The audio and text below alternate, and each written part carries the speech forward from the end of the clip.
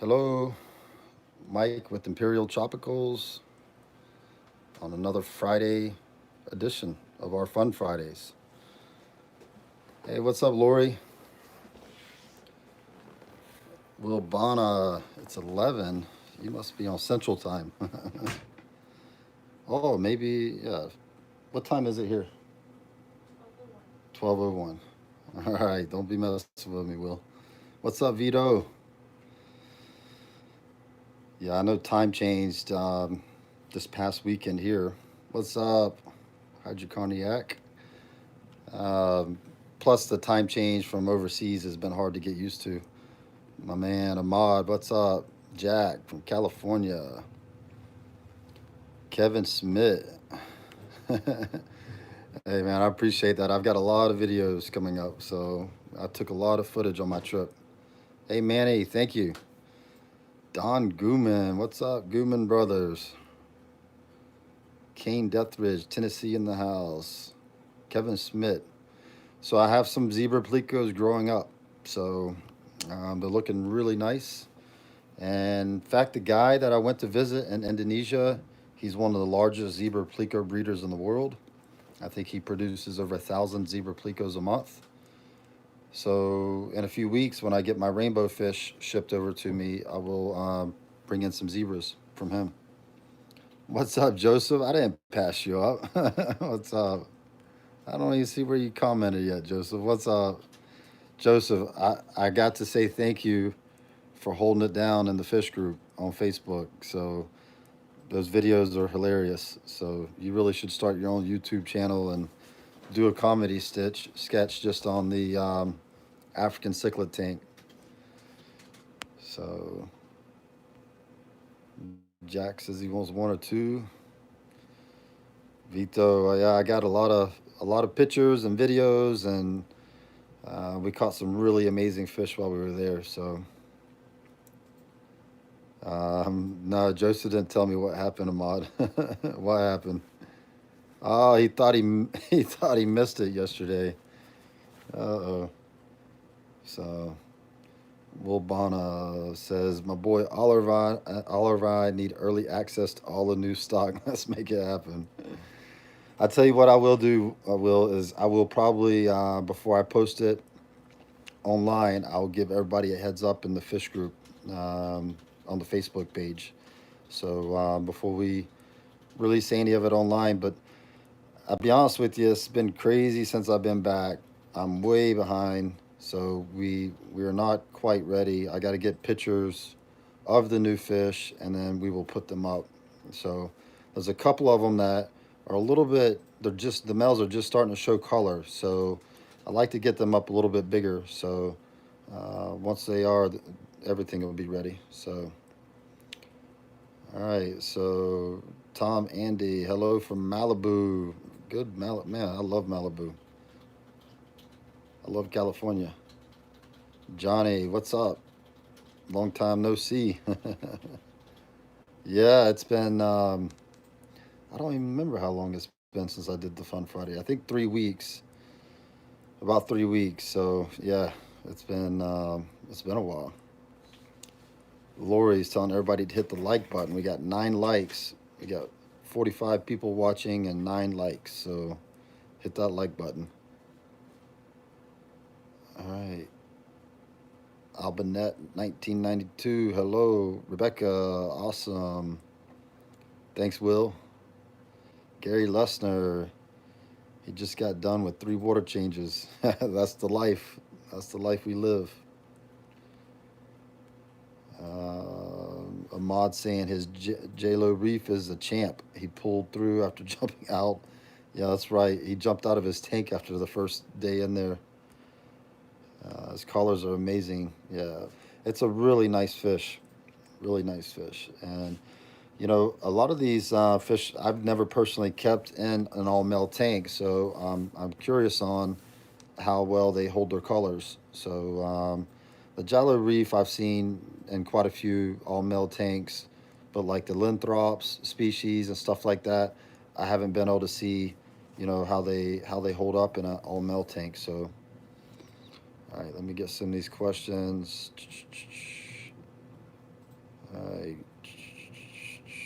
Nashad. Nashad's on board. Nashad, I was in Chicago on my layover for like 4 hours, but I was so exhausted I couldn't I couldn't leave the terminal. Uh, Flip Money's asking if we have the Jack Dempsey ciclet yet. We should have Jack Dempsey's. Yeah, I'm pretty sure we got plenty of Jacks. So just go to the website. They should be on it. All right. So George Nixdorf, welcome back. Thank you. Daryl, hello. Joe's going to put a fish tank on his boat now. Hey, make him feel more at home.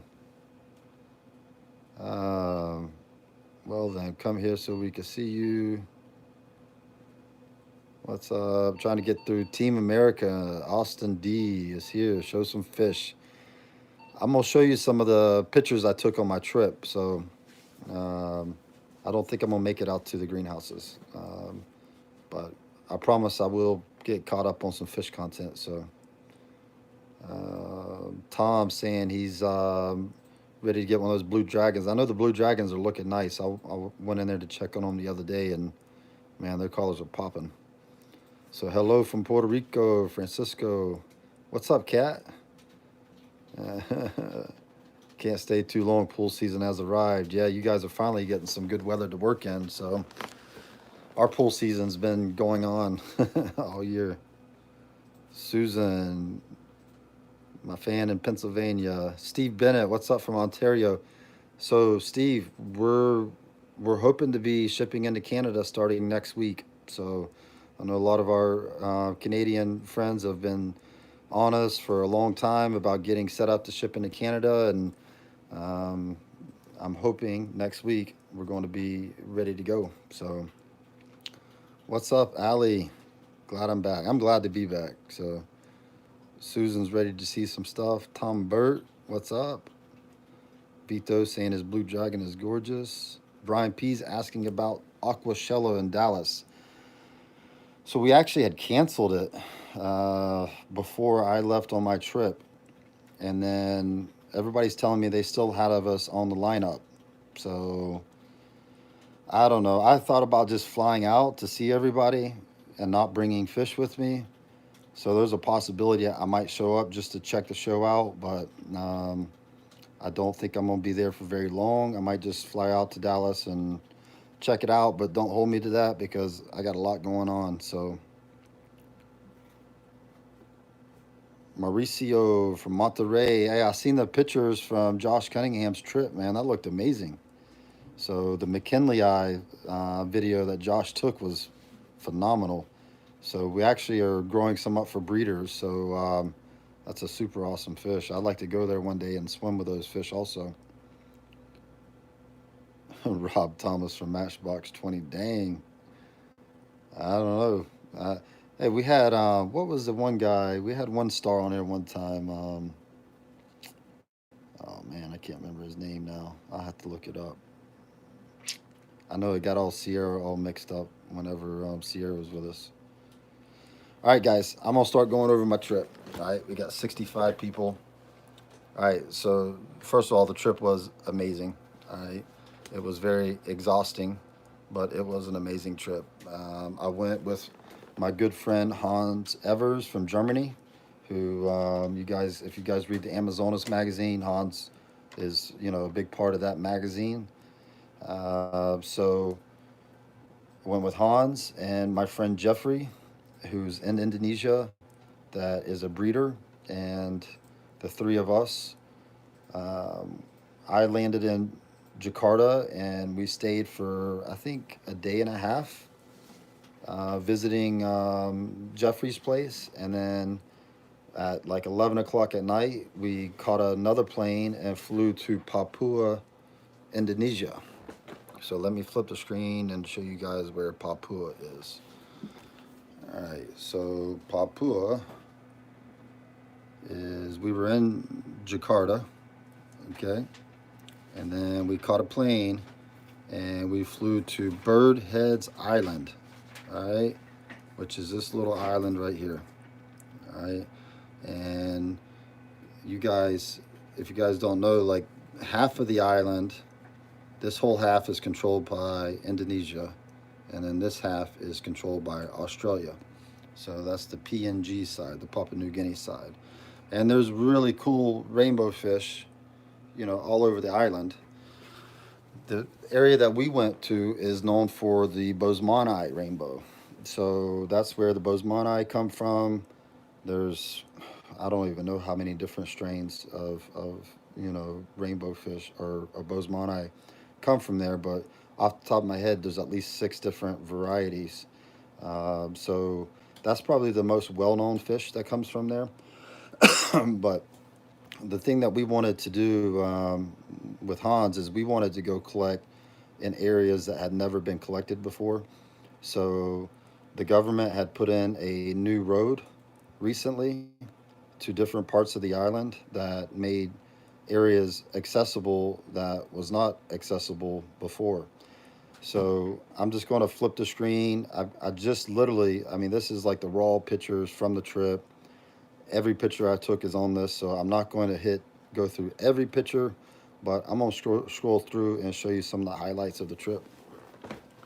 And I'm gonna get caught up to these questions. I know when I'm talking like that, I can't keep up with the questions, but um, so basically, I did land in China, Hong Kong. This is my one picture of Hong Kong through the window, so I could tell people I went to China.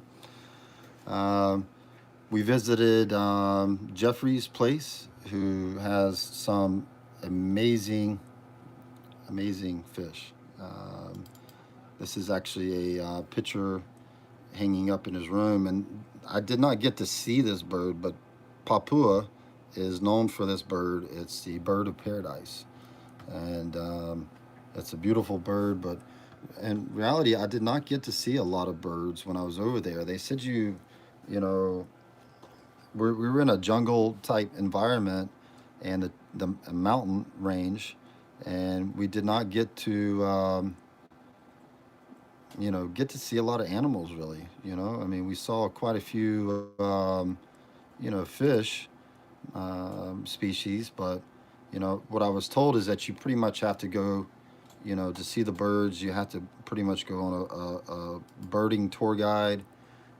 So maybe in the future I will do that. Ahmad helping me pay for my trip, man. Thank you, Ahmad. Ahmad just donated $10, man. I appreciate the donations. That means a lot. Because I tell you what, after a trip like this, it makes me want to do this more often. And everybody over there rides motorbikes. Um, you can see this guy carrying a ladder. I had to snap a quick picture of this guy. Um, that's pretty good balance right there.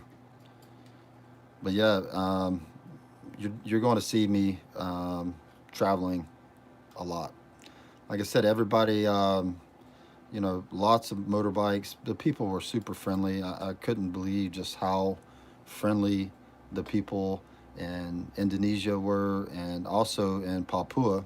Like I walked by and a group of boys, they spoke a little bit of English, but they see me with my camera and they're like, "Hey man, take a picture of us."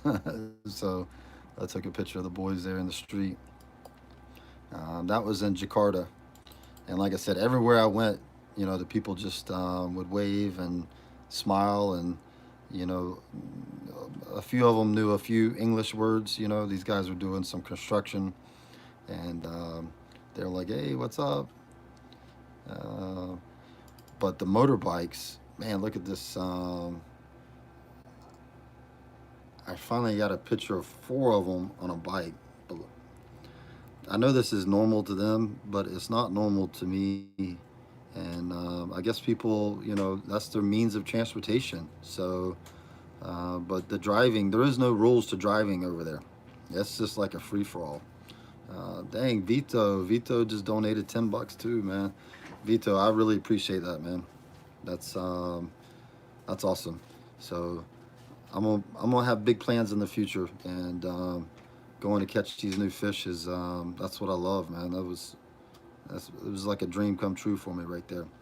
So four people on a motorbike, man. That's pretty impressive. So I took a lot of pictures. I got to work with Hans more closely on taking good photographs, and I was really happy with the photographs that I took. This was at Jeffrey's facility, but the thing that I learned most about taking photographs is the preparation that it takes. Like, this is not a very big tank, but you can see how he decorated the tank with some Java moss. He's got the rock there on the front. And Hans wouldn't take a picture unless the fish was actually sitting on the rock. So you got to have patience. But, I was joking with him about how he was, able to communicate with the fish and tell them to sit still on the rock. But as you can see, there's one of the puffer fish. This was a really cool puffer too that they're breeding. It's the Fakua puffer. Let's see if I can get a picture of this guy. They actually were breeding like, oh man, that glare is pretty bad on this. But they're actually breeding, I think, 5 different types of puffers. So that was pretty cool. You can see some of the breeding caves set up. That's the L134s. You can see some of the houses where they keep them in there for the growing. They had some big diamond stingrays, a big tank of those guys. That was freaking awesome. I love that. That's one thing I'm gonna do one day is I'm gonna have a big tank set up for my stingrays. So you can see this is I don't know if I asked them how many gallons this was. If I had to guess, it's probably an 800-gallon tank, and it's concrete, and it's got a acrylic window in the front of it. But it worked out perfect for these rays and other big fish. So um, I tried the whole trip to get a good picture of a butterfly, and every time, man, something was out of focus or just not perfect. So there towards the end, I'll show you. I got a few good pictures of them. Um, so I'm gonna scroll down. This is just random pictures of a bircher that I took. Another puffer fish. Oh, this is one of my favorite pictures that I took on the trip right there. That's a betta, macrostoma. Um, Kind of a difficult one to keep from what I was told, but a beautiful betta fish. And they also are breeding the heckelei. Those guys look really nice.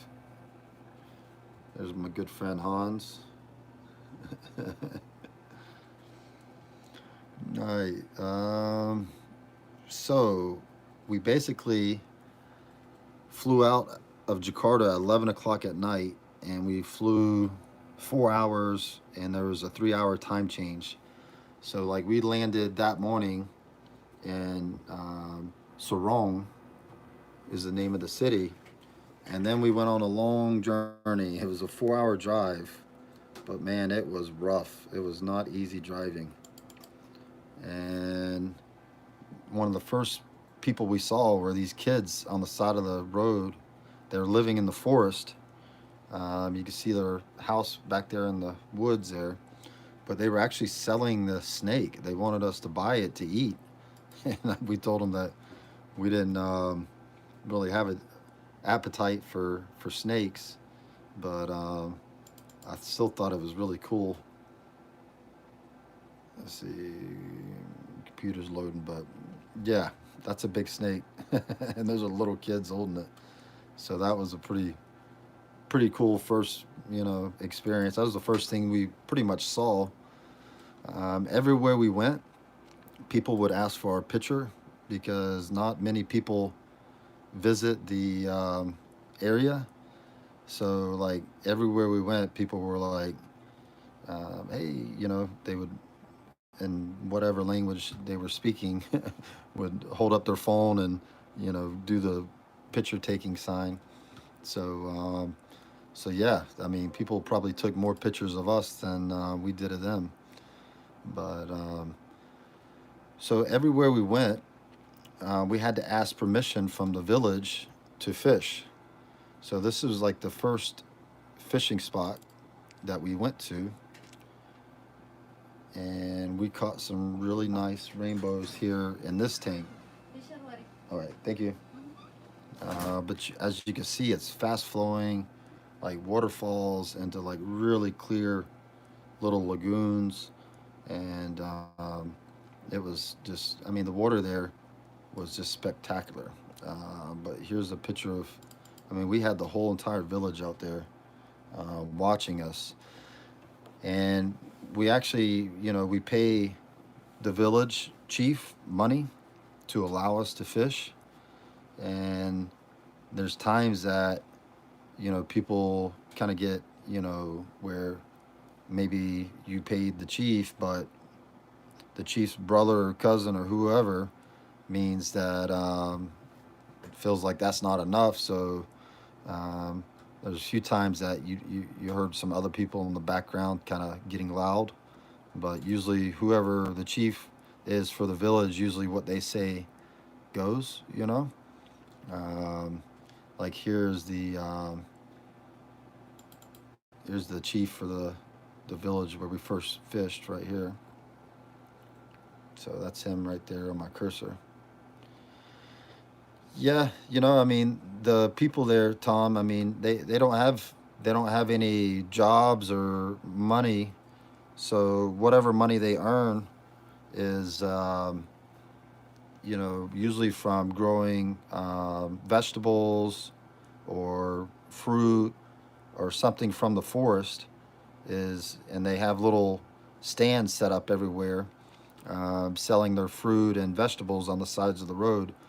But there's not really paying jobs, in these villages. Jack's asking how much do they charge. I would say I try to ask every time to try to get an idea of what they were charging us, because I wasn't speaking their language. But I would say on average probably $30, to fish. And there was some areas that maybe only one person lived on the river, um, and maybe he didn't charge as much. Um, Vito's asked if I had to do any ceremonial offerings. No, no, just money, just money. But and then after we left this village, we started getting.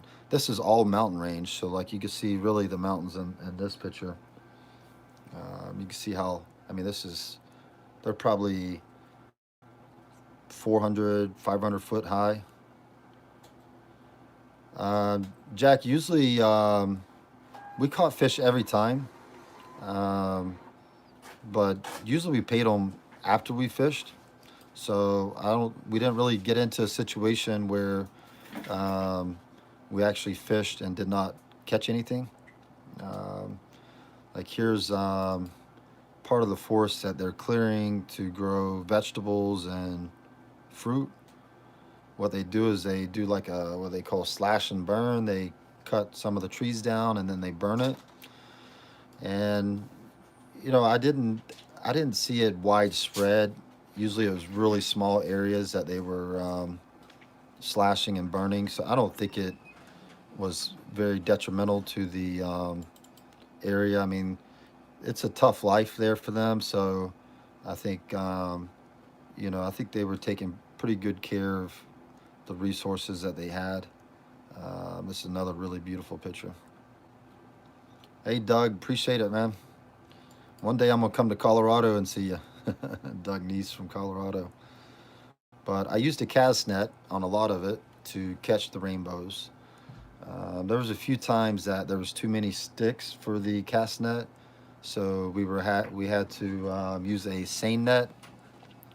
But for the most part, we were able to use a cast net, and I mean, you can't really tell in the screen there, but the water is just crystal clear.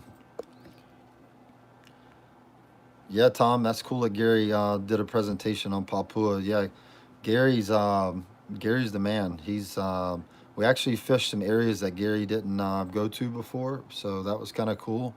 And I communicated with Gary before my trip and after my trip, and he's I can't wait to Gary's supposed to come visit me next year, but I'm sure I'll see Gary before then, and I will go over the trip with Gary. So this was the father and son.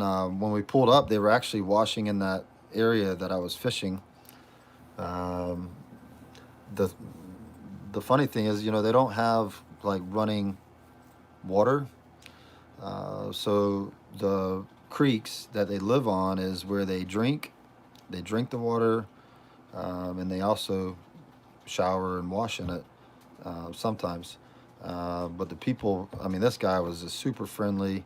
His kid was awesome, but they really were just very very pleasant and nice.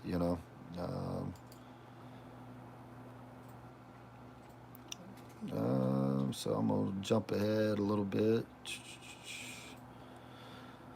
So we fished really really hard, like pretty much from the time we got up in the morning until we went to bed. Um, we fished.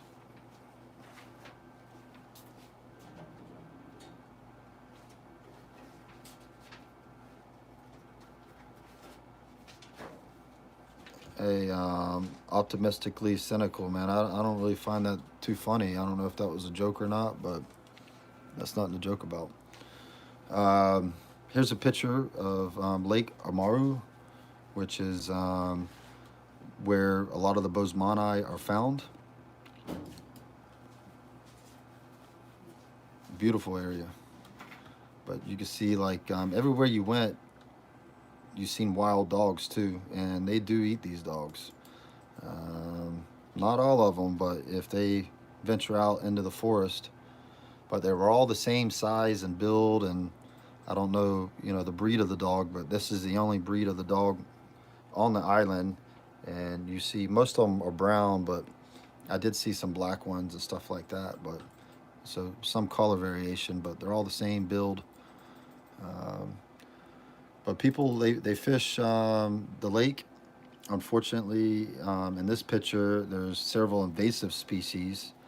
There's snakehead that the fishermen had caught, and some gouramis, and also some tilapia. But there's shacks all along the road where people are selling, fish around the lake, and then when you get out in the countryside, it's all vegetables. Um, Across the big river there. Um, Pigs are highly sought after over there.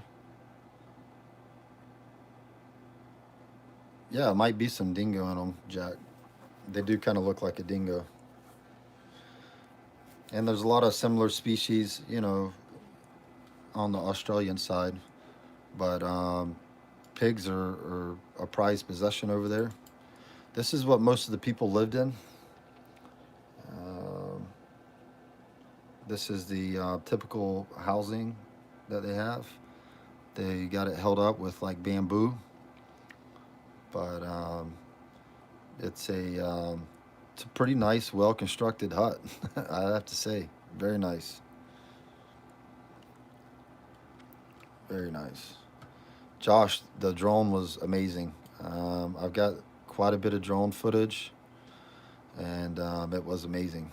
So, so this was kind of a cool part of the trip. This was our second day in Papua, but we went to the very end of the road and where the new road started, and we found a village back there.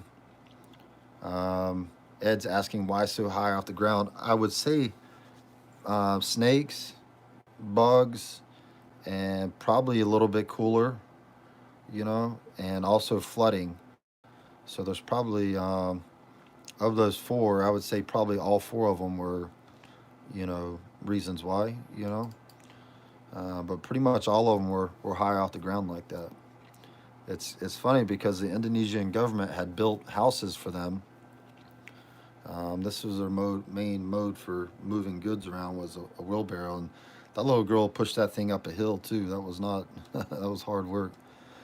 But the Indonesian government had built like brick houses for them, and the native people did not want to live in the houses because they were too hot. So they ended up keeping their pigs and possessions in the brick houses, and they built their wooden house right behind it. So there's Hans. This was a pretty long walk. We probably trekked a good mile through the jungle on this one. All right, Vito, take it easy, man. So I'm just doing a brief overview of what I saw over there. So I'm definitely going to be doing some videos and talks about this. So David, that is, man, that's so true, man.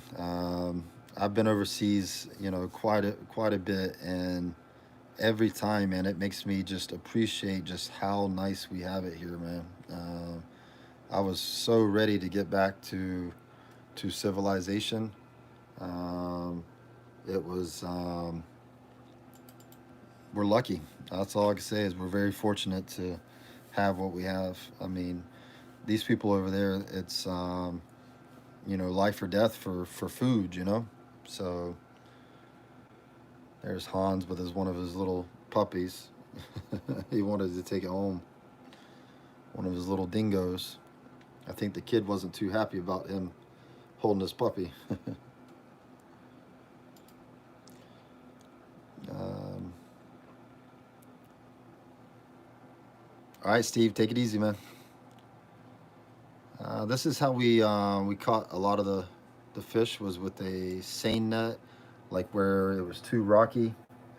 We had a seine net that we were able to drag through the water. I mean, you look how crystal clear this was. Just crystal clear water, beautiful water. And there's creeks everywhere. And one thing that I kind of have a better understanding of why there's so many different rainbow fish is because of the terrain, the mountains. A lot of times the river will go underneath a mountain and come out the other side. So there's like natural barriers that are preventing these different species of fish from mixing. So, every probably I'd say 15 or 20 miles, that you see a different creek, chances are there's a different um, rainbow fish in that creek because of the climate change or the environment. Yes, we did chum, Susan. Actually, we used crackers and peanuts. We would chew them up a little bit, then throw them in the water, and it worked out really well. Um, because the water's so clear that when you go to throw the cast net, the fish dodge the net real easy.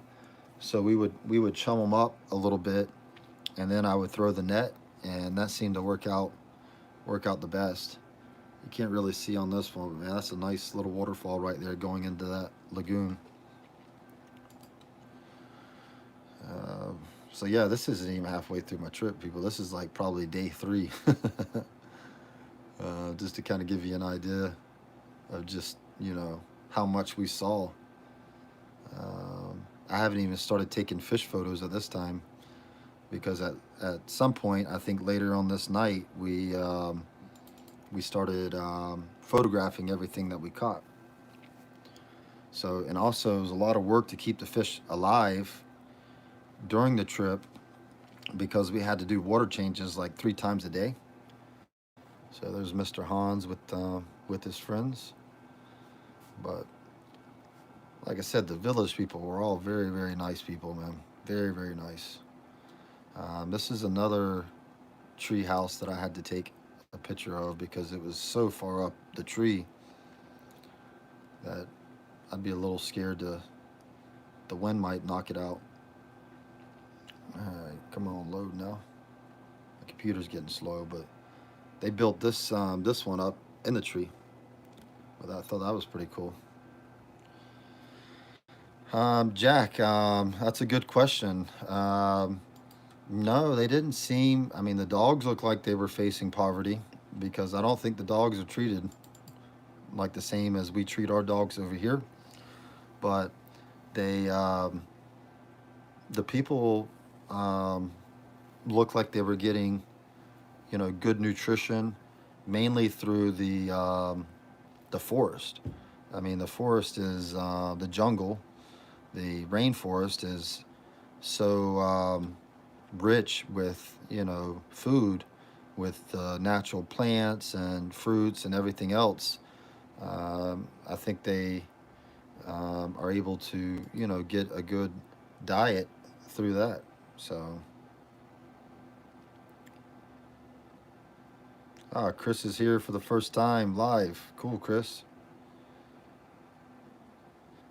Yeah, Dave from Something Fishy piped in. It's their way of life, so they might not really know what they're missing like us. They're born into it. It's my perspective after some trips. Absolutely, Dave. I mean, so um, they're happy. They're very content with what they have, and they, I can't tell you, everywhere we went, man, they smiled at us. People were happy. So we caught this cool looking tadpole, and we actually thought it was cool enough that we brought it back with us and took a picture. I never did get to see what the adults look like, but man, tell me that's not a cool looking tadpole right there. Caught some nice gobies. This is one of the early gobies that we caught. We catch a lot more colorful ones when we go to the north.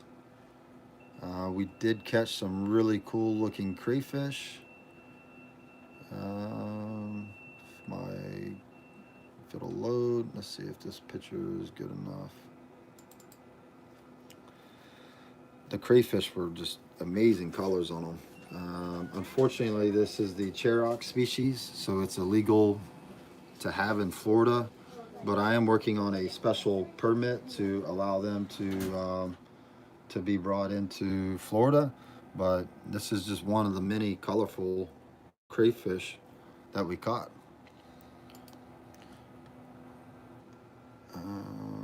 Caught a crab. I'm not going to blow him up, but you can see him from there. And the pictures, they turned out decent. All right, this was one of the first pictures that I took, but the fish lost a tremendous amount of color after we caught them and transported them. So we took better pictures after the trip, and I think that'll really show just how nice those fish are. But it's just like rainbow fish here, whenever we catch them up, they're full color, and then after you put them in the bag, they lose their color. This is one of the mountain tops. They had actually cut all the trees off this mountain. I'm not sure why, because it looks like it's too high to plant anything. But that's what the mountain ranges look like. I mean, these are huge mountains popping up. Um, oh yeah, Ahmad, I'll definitely will. Um, Joseph saying, did I eat a lot of different varieties of food? I did. I took most of the food pictures with my phone camera. So, but yeah, I mean, I don't know what it was, Joseph, but it was very good. I guess I mean I knew if it was a fish or not, but the way they cooked it was a lot different, and it tasted a lot different than anything I ever had here. Um, so this was a pretty cool spot. Basically, this is the water that feeds the entire like village, right? So or gives water to the village. The waterfall is higher elevation than the houses, so they've got a pipe that goes into like a little lagoon area, and then it goes down the mountain and into a series of pipes. So the local people actually get, you know, running water with a spigot through this pipeline.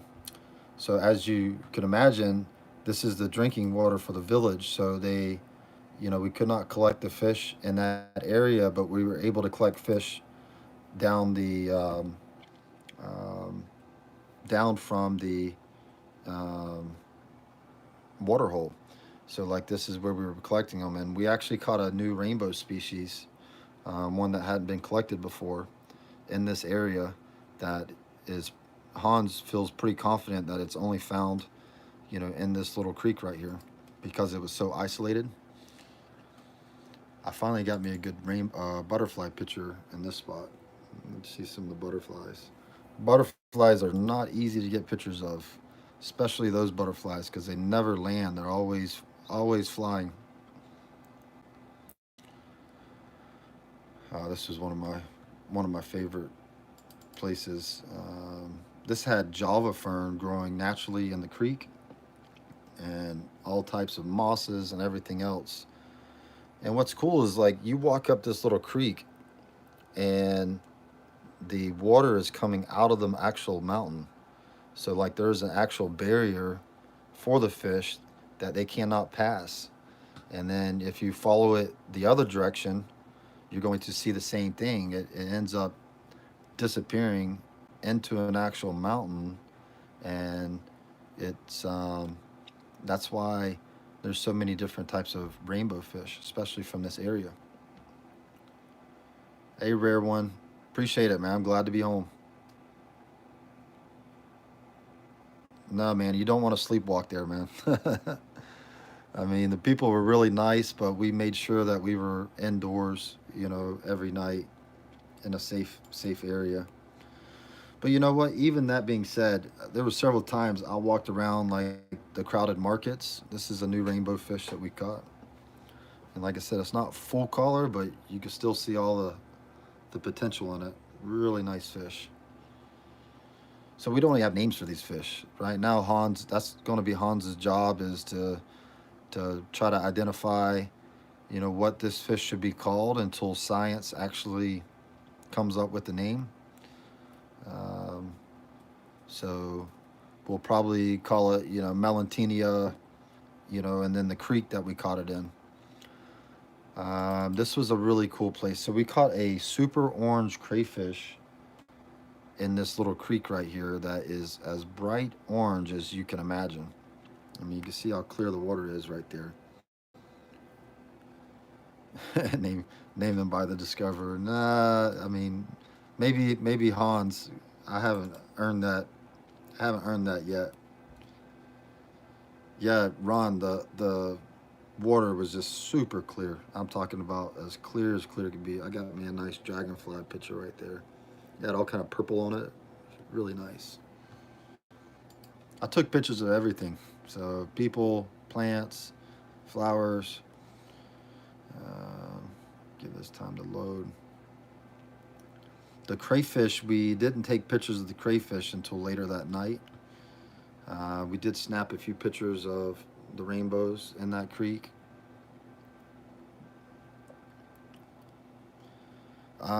Ricky, so everywhere we went, Hans took the pH, conductivity, water temperature. I think those were the three parameters that he checked, and the pH was like 7.4. This is just off the top of my head, but on average, I would say it was like 7.4. That's some of the super orange crayfish. Um, um, I'll answer Jack's questions first. Jack, do the locals understand the value of the rainbows? They understand that there's value to them. That's why we had to pay to fish. But no, there's no collecting by the locals to ship. Even though my friend Jeffrey does like these super orange crayfish, he's got a local guy who ends up joining us on this trip. He ended up traveling to the north part of the island with us. Um, Fritz was his name, and he makes his living collecting these crayfish and selling them to my friend. And he's actually made enough money collecting the crayfish that has been able to be enough for him to build a house, a nice little house, and provide for his village. So, so the crayfish, yes. The rainbows, no. They have a hard time keeping them alive. There's some more of those wooden. wooden houses. Um, this is um, this is one of those markets that you see where they're selling produce. Um, but I think that would be the only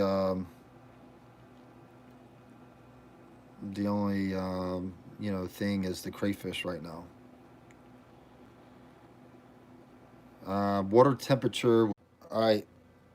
Sorry, everyone. My phone actually overheated, and man, that's kind of crazy because I wasn't even in the greenhouse. So I don't know why my phone overheated, but the phone has been through a lot since I've owned it. But I'm gonna scan through a few more of these. I'm just gonna hold it by hand and not the stabilizer, and I'm gonna wrap this thing up. I'll probably do another series like this. Man, I can't hold this thing in my hand. Um, Man, that's not even like halfway through the trip right there. But hey, I am gonna have to. I can't hold this thing in my hand, and if I do, it's gonna be shaky. So, but hopefully, you guys enjoyed a little sneak peek into the trip. Sorry about my phone overheating and losing contact. It looked like most people had dropped off afterwards. Brian Copel's back, giving us a thumbs up. Um, so why I send Chinese to be banned in other live room? So sad. I don't know what you mean by that. Um, Tom, yes, Pennsylvania is also very restrictive on crayfish, kind of like Florida. So, at least in Florida, we're allowed to have the Alani variety and the Brocambria type, the dwarf orange. So, dang, Ahmad, Joseph got a new 125. Man, you guys got him hooked. Ryan Ireland. Um, I know this week was kind of crazy, but I would say by next week, Brian, I will have a picture of an albus, and you got first dibs on one. So, um, no problem. So Doug Neese is asking a question. Any idea of the village kids? Are they getting educated, school of any kind? So I did see a lot of them going to schools in the village, but at the same time, it looked like they were outside playing all day. I'm sure there is some kids that are getting an education, but I would say it's probably a pretty low percentage. Most of them are outside. A lot of them are actually out helping their parents, gather, you know, stuff from the forest and do the day to day living needs. So you know, um, but there is definitely schools there, and it did look like there was a pretty fair amount of them participating in it. Yeah, no problem, Jack. I'm gonna do up a lot of videos. Like I know, like what was it, 4 years ago when I went to South America, I took a bunch of footage, and it's basically just set in my hard drive since then.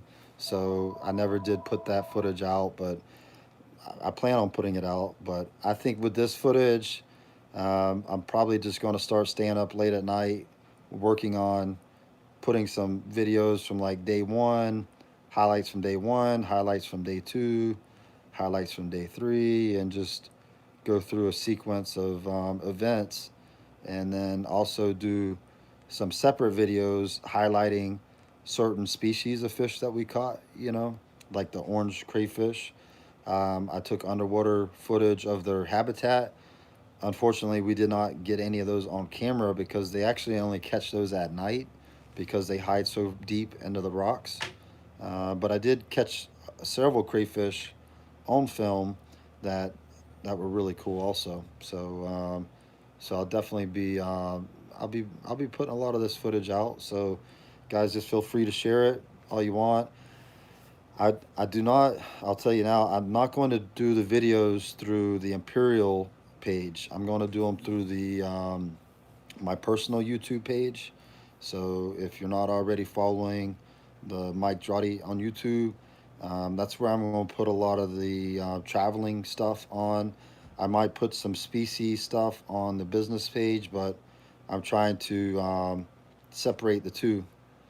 Dave Patton is asking about Aquashella or no. So I talked about it a little bit early on in the video. As of now, it's no, but there's a good chance I might fly out just to meet everyone and check the show out. But it's only a 2 day show. So for us to pack up 20 boxes of fish, buy aquariums, build the stand for 2 days, it's kind of hard, you know. So usually when we go to a show, we're there for like 3 or 4 days selling fish, and then I don't know if a 2 day show would be good enough, but I don't know. Like I said, if I have time, I'm actually going to fly out to Dallas and check it out. So cool, young Ant Farms got him a 125 cycling. Tom Gooley, I will be at the a aquatic experience this year. Greetings, doing grow. I don't know how to pronounce your name, but greetings from Southern California. I love Southern Cali. Um, Dave Patton says he's back in the fish since being out of it. Fun Friday got him hooked. Awesome, man. I'm telling you, it's a fun time to keep fish right now. You have access to some of the best fish, you know. Um, Before, the internet, pre internet, it was hard to get quality fish, okay? Unless you were just lucky enough to live in a city that had a good pet shop, then, but even then, a lot of times they didn't know the names of the fish. They don't, there's so many problems with that. Now, the research is so easy to do with YouTube, just Google searches on how to properly care for the fish. And so I think there's more information available than ever before, and it makes fish keeping a lot easier. So I'm glad you're back in it. Denise Bender, I'm glad to be back. Thank you. All right, guys. Dave's Fish says he's got a quick question. When does the shipping get back down? I'm excited to add some more fish. So we've been shipping out quite a bit to areas that are not below freezing. So if you're in an area that is not below freezing, shoot us an email and we'll give you a yes or no if we're shipping 2 day into your area. But I would say if it keeps warming up like it is, I would say in the next couple weeks, we should be able to resume 2 day shipping across the country. But the problem is if it's still freezing and like crazy cold in some parts of the country, then those areas are going to be overnight only. So we had a really good winter by implementing overnight only, because in the past years we would ship 2 day into these areas, and it's not good for the fish. So all right, David, I appreciate it, man. Have a great week. If I go to Dallas, go Cowboys. All right, so cool. He's young ant fam is in Central Cali farming community. Oh man, that's the best way to be, man. Stay out of the cities. All right, guys, have a good weekend. Appreciate you joining. Maybe next week I'll have some time to show you guys some fish. But other than that, thank you for joining. Thanks for everybody's support. Um, for the donations and just the moral support. While I was gone, I know I was getting a lot of messages from everybody. Wishing me safe travels. So I appreciate that. You guys are the best. So thank you.